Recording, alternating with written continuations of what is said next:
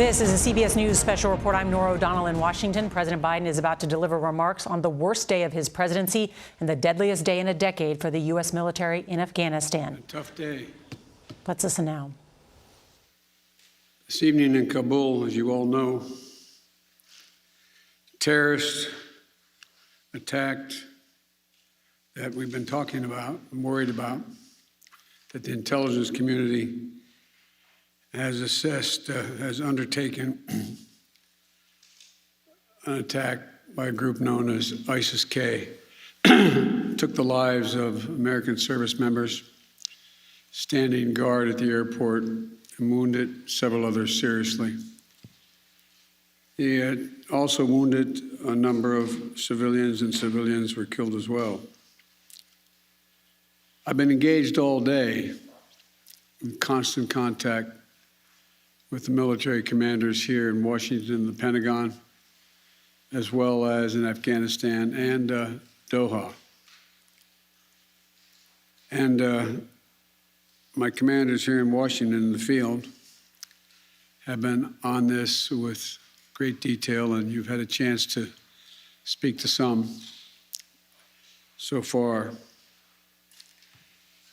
The situation on the ground is still evolving, and I'm constantly being updated.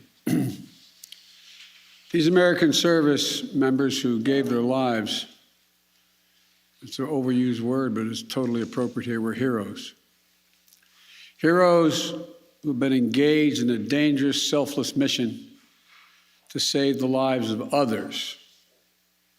They're a part of an airlift, an evacuation effort unlike any seen in history, with more than 100,000 American citizens, American partners, Afghans who helped us, and others taken to safety in the last 11 days. Just in the last 12 hours or so, another 7,000 have gotten out. They were part of the bravest, most capable, the most selfless military on the face of the earth. And they're part of simply what I call the backbone of America. They're the spine of America, the best the country has to offer. Jill and I, our hearts ache, like I'm sure all of you do as well, for all those Afghan families who lost loved ones, including small children, or been wounded in this vicious attack. And we're outraged as well as heartbroken.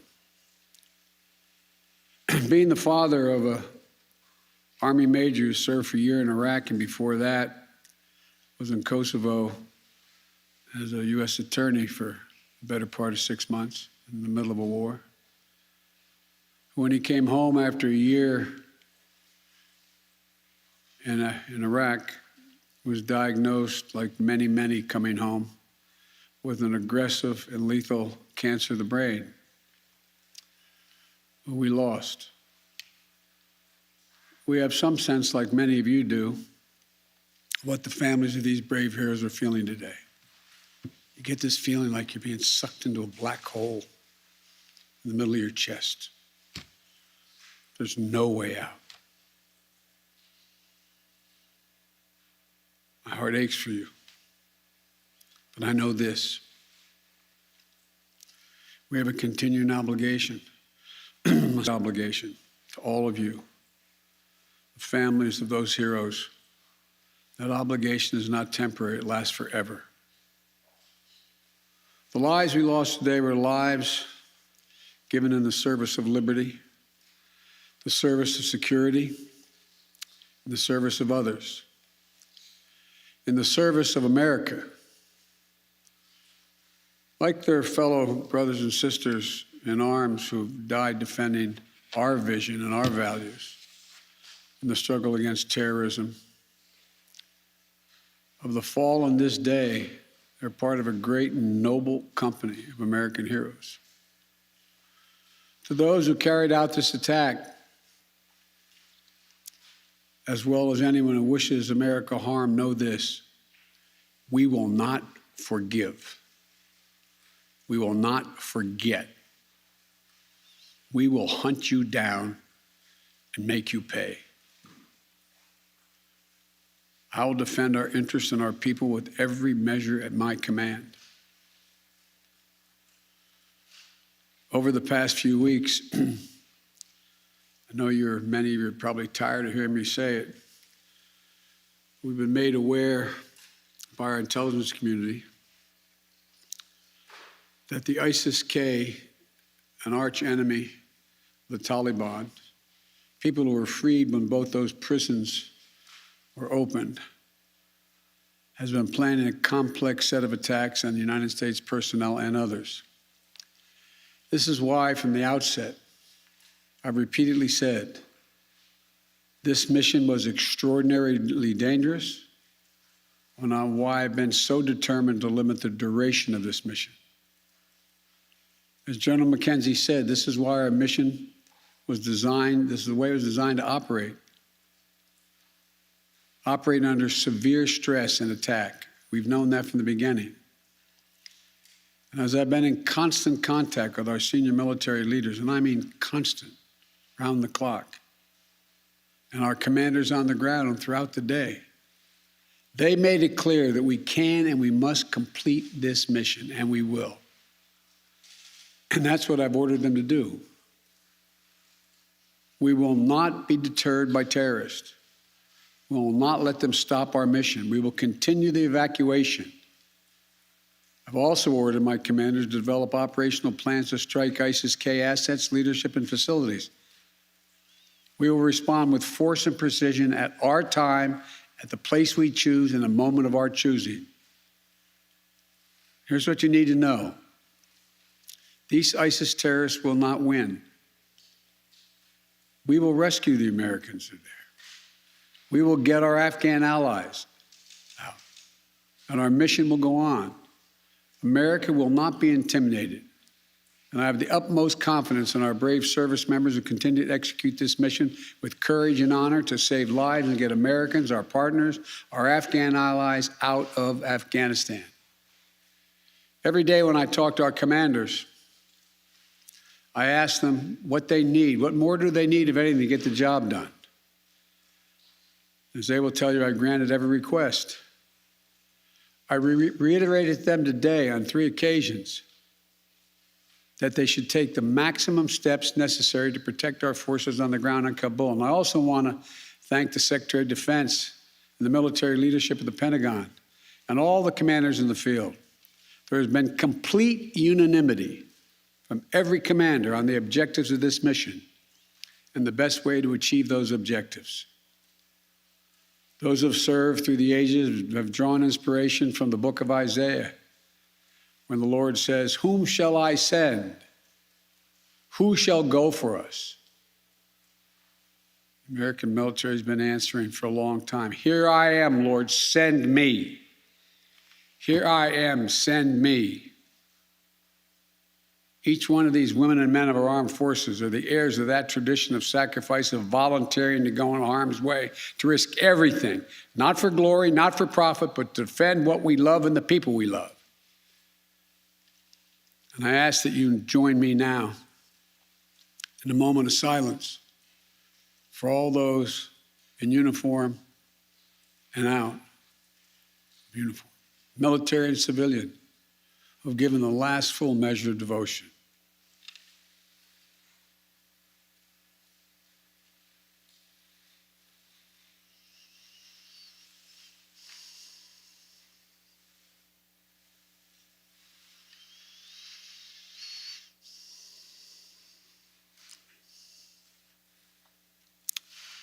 Thank you. May God bless you all, and may God protect the troops and all those standing watch for America. We have so much to do. It's within our capacity to do it. We just have to remain steadfast. Steadfast. We will complete our mission, and we will continue after our troops have withdrawn to find means by which we can find any American who wishes to get out of Afghanistan. We will find them and we will get them out. Ladies and gentlemen, they gave me a list here. The first person I was instructed to call on was Kelly O'Donnell of NBC. You have said leaving Afghanistan is in the national interest of the United States. After today's attack, do you believe you will authorize additional forces to respond to that attack inside Afghanistan? And are you prepared to add additional forces to protect those Americans who remain on the ground carrying out the evacuation operation? I've instructed the military, whatever they need, if they need additional force, I will grant it. But the military, from the chairman of the Joint Chiefs, the commanders in the field, have all contacted me one way or another, usually by letter, saying they subscribe to the mission as designed to get as many people out as we can within the time frame that is allotted. That is the best way they believe to get as many Americans out as possible and others. And with regard to finding, tracking down the ISIS leaders who ordered this, we have some reason to believe we know who they are, not certain, and we will find ways of our choosing without large military operations to get them wherever they are. Trevor, Reuters. Thank you, Mr. President. There's been some criticism, even from people in your party, about the dependence on the Taliban to secure the perimeter of the airport. Do you feel like there was a mistake made in that regard? No, I don't. Look, I think General McKenzie handled this question very well. The fact is that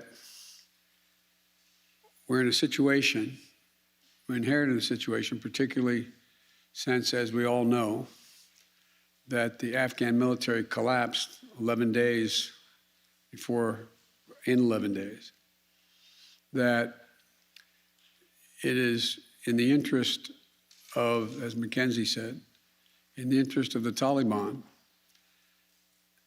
that, in fact, ISIS-K does not metastasize beyond what it is, number one. And number two, it's in their interest that we are able to leave on time, on target. And as a consequence of that, the major things we've asked them, moving back the perimeter, giving more space between the wall, stopping vehicles from coming through, et cetera, searching people coming through. It is not what you'd call a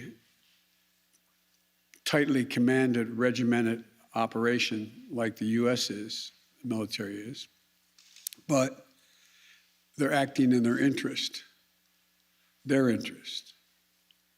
And so, by and large, and I've asked this same question to military on the ground, whether or not it's a useful exercise. No one trusts them. We're just counting on their self-interest to continue to generate their activities. And it's in their self-interest that we leave when we said, and that we get as many people out as we can. Like I said, even in the midst of everything that happened today, over 7,000 people we've gotten out, over 5,000 Americans overall. So it's not a matter of trust, it's a matter of mutual self-interest.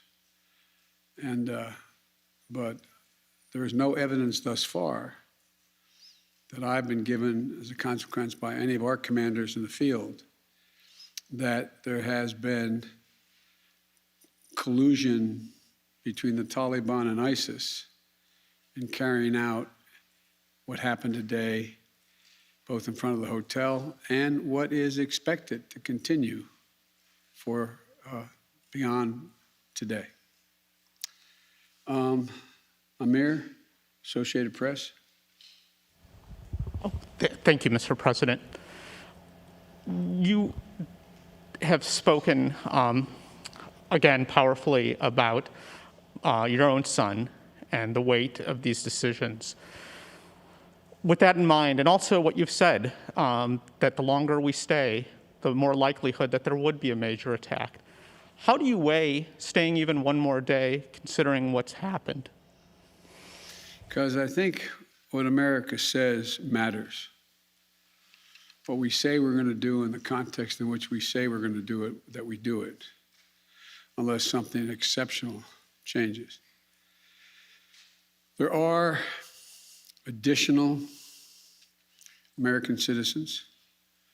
There are additional green cards. Now. This evening in Kabul, as you all know,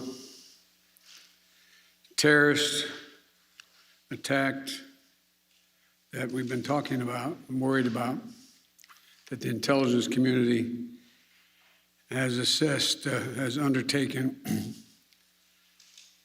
an attack by a group known as ISIS-K. Took the lives of American service members, standing guard at the airport, and wounded several others seriously. He had also wounded a number of civilians, and civilians were killed as well. I've been engaged all day in constant contact with the military commanders here in Washington, the Pentagon, as well as in Afghanistan and Doha. And my commanders here in Washington, knowing the threat, knowing that we may very well have another attack, the military has concluded that's what we should do. I think they're right. I think they're correct. And after that, we're going to be in a circumstance where there will be, I believe, numerous opportunities to continue to provide access for additional persons to get out of Afghanistan, either through means that we provide and or are provided through in cooperation with the Taliban. They're not good guys, the Taliban. We're not suggesting that at all. But they have keen interest. As many of you have been reporting, they very much would like to figure out how to keep the airport open. They don't have the capacity to do it. They very much are trying to figure out whether or not they can maintain what is the portion of an economy that has become not robust, but fundamentally different than it had been. And so there's a lot of reasons why they have reached out, not just to us, but to others, as to why it would be continued in their interest to get more of the personnel we want to get out. We can locate them. Now, there's not many left that we can assess that want to come out. There's some Americans we've identified, we've contacted the vast majority of them, not all of them, who don't want to leave because they're dual nationals, they have extended families, et cetera. And there's others who are looking for the time. So that's why we continue. I'll take a few more questions, but you, sir. I wanted to ask but you, that's okay. You say that what America says matters. What do you say to the Afghans who helped troops who may not be able to get out by August 31st? I say we're what do going you to say to continue to try to get you out. It matters. Look, I know of no conflict as a student of history, no conflict where when a war was ending, one side was able to guarantee that everyone they wanted to be extracted from that country would get out. And think about it, folks. I think it's important. I know the American people get this in their gut. There are I would argue, millions of Afghani citizens who are not Taliban, who did not actively cooperate with us as SIVs, who, if given a chance, they'd be on board a plane tomorrow. It sounds ridiculous, but the vast majority of people in communities like that want to come to America, given a choice.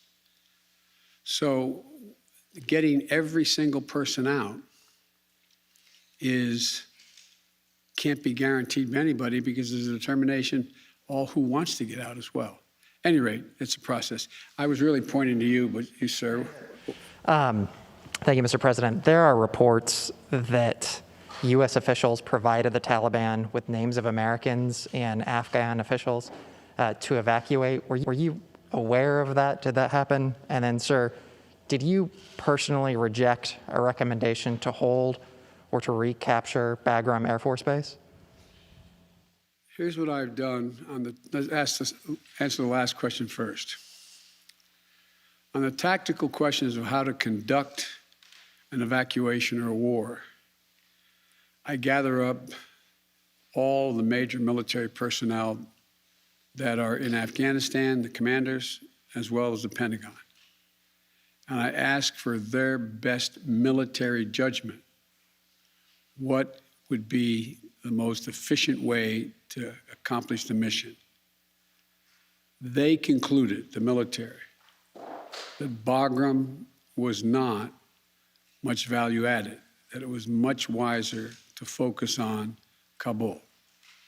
And so I followed that recommendation.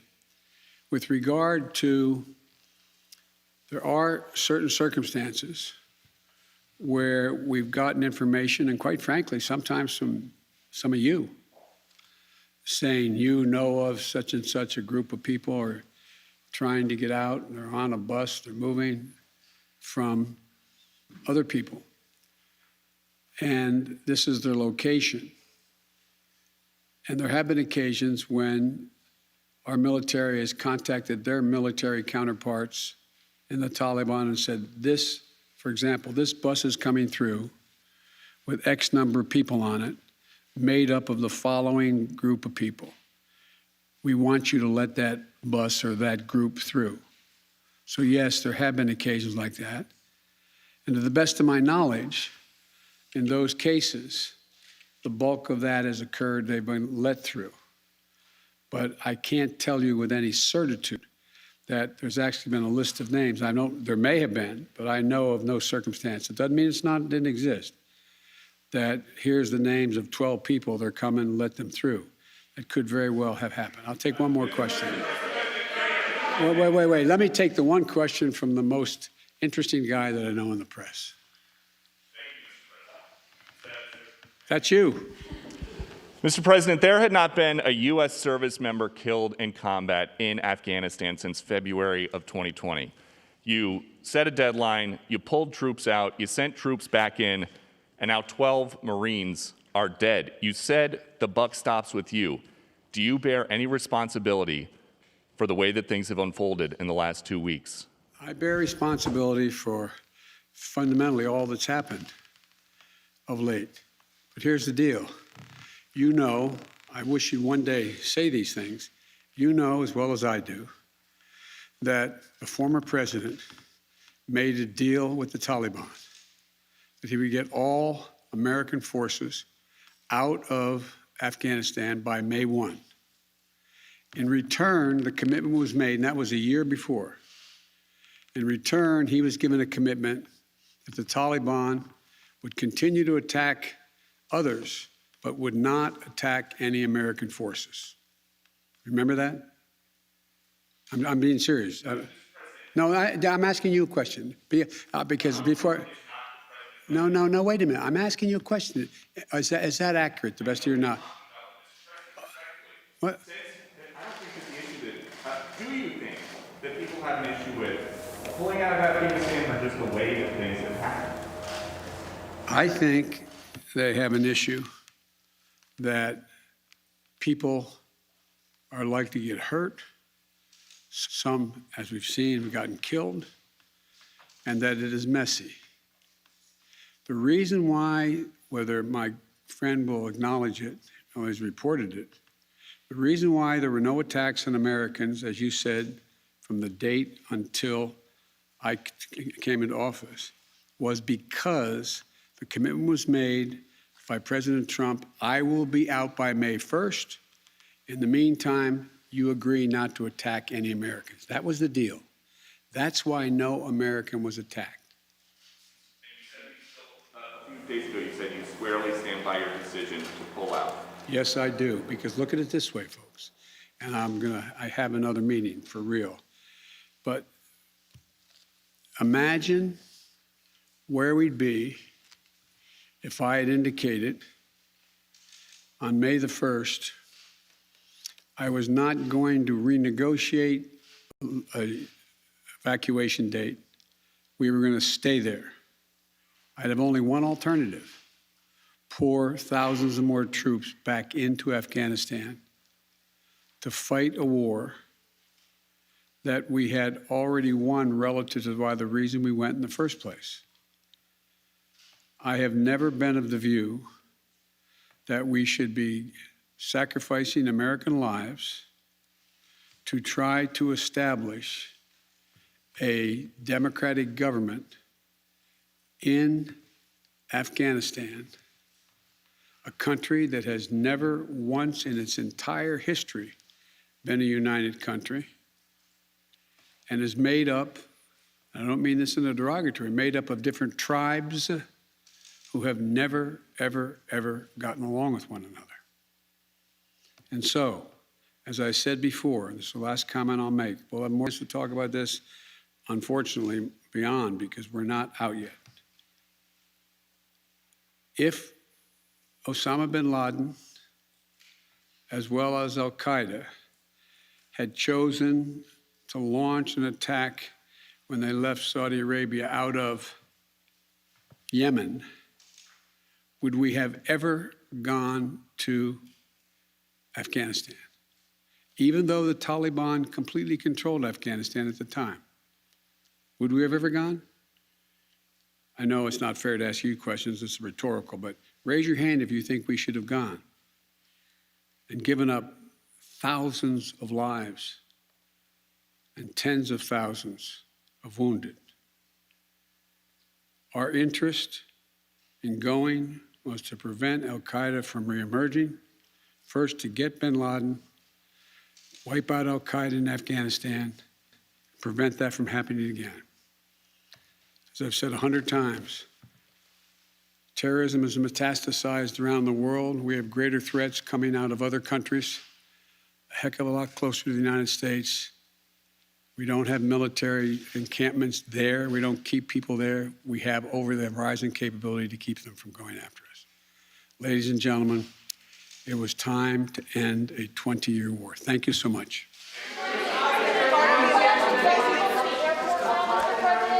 And the President of the United States accepting responsibility, in his words, for fundamentally everything that has happened, as well as his decision to withdraw from Afghanistan after 20 years, and also issuing a stern threat to the ISIS leaders who ordered these suicide bombers that have taken the lives of 12 U.S. service members, injured 15 more, as well as dozens of Afghans.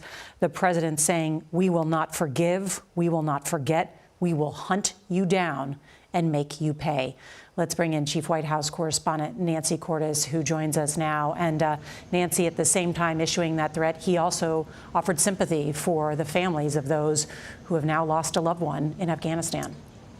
That's right. He knows intimately what it is like to lose a child, and he was clearly very somber and talked at length about what those families are going through. He said that you feel like you're at the bottom of a pit and there is no way out, saying that the service members who died in the service of their country and in the service of an airlift that he described as historic, getting at least 100,000 Americans and U.S. partners out of Afghanistan just in the past week and a half. Beyond that, Nora, as you pointed out, he issued a very stern threat to whoever perpetrated this attack, saying that he has already ordered his Pentagon generals to come up with plans to strike back at ISIS-K, which is the group that has claimed responsibility for this bombing.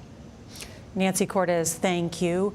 Let's now bring in CBS's David Martin, who is at the Pentagon. And David, I heard you today asking questions to General McKenzie, who is the head of U.S. Central Command, about just how this happened, how our forces were left so vulnerable that so many of them could have been killed and wounded. What have we learned about the details of this suicide bombing?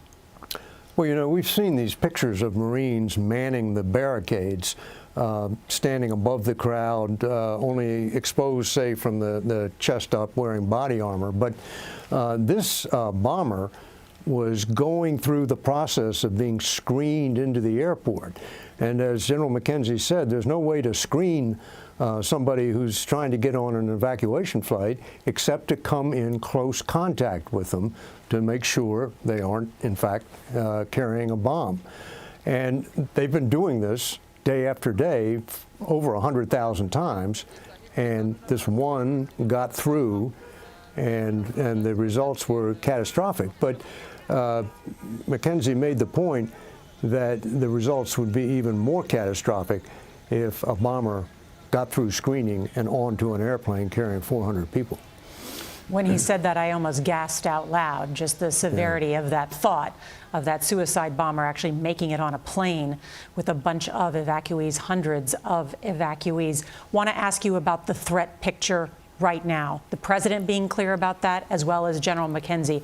Not only are our forces still in grave danger, but so are many more Afghans. They say there are more attacks on the way. What kind of attacks? What are they most concerned about? Well, General McKenzie mentioned not only the possibility of another suicide bomber on foot, but also the possibility, which he said was a very real possibility, of vehicle-borne explosives. This could be a car or it could be a pickup truck. So you can imagine the explosive power is much greater and would cause a much wider radius of damage if it got through the Taliban checkpoints up to the outside perimeter of the airport. McKenzie said they've asked the Taliban to close certain roads and to move their perimeter of checkpoints out further away from the airport in an attempt to make it harder to get a vehicle bomb up close to the airport. But that carrying hundreds of pounds of explosives, that would be a disaster. David Martin, thank you very much. Let's bring in senior foreign correspondent Charlie D'Agata. He is in Doha, Qatar, where many of those Afghan evacuees are temporarily being housed. Charlie, you have been to Afghanistan dozens of times, in and out of that airport that was attacked today, where 12 of our service members were lost. Specifically want to ask you about what the president said in terms of making ISIS pay. We will hunt you down. That phrase will no doubt be at the front pages of the newspapers tomorrow, but also reverberate around the world. How can our U.S. military hunt them down?